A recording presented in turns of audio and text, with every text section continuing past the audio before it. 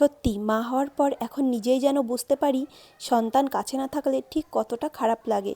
দিনটা ছিল শনিবার, স্যাটারডে আর সানডে। মেয়ের যেহেতু দুদিনের স্কুল ছুটি থাকে, তাই দেওর শুক্রবার রাতে এসে মেয়েকে নিয়ে গেছে বাড়িতে।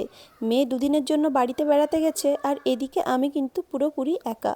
বর মশাই তো নিজের কাজ নিয়ে ব্যস্ত থাকে, ও তো পুরো দিনটা ঘরে থাকতে পারে না। এদিকে আমি একা একা ঘরে বসে বোর হয়ে যাচ্ছি।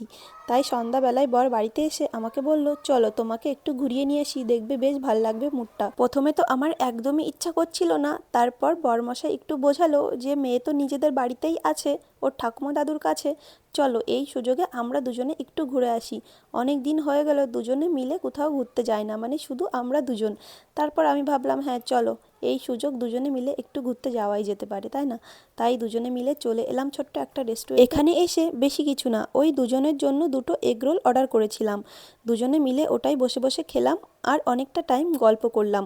তারপর এখন যাচ্ছি বাড়ির দিকে। আর এই সামনের বাড়িটা দেখেছো? হয়তো বাড়িটাতে কোনো অনুষ্ঠান, তাই কিন্তু এত সুন্দর সাজিয়েছে। আর তোমাদের ভিডিওটা কেমন লাগলো জানি।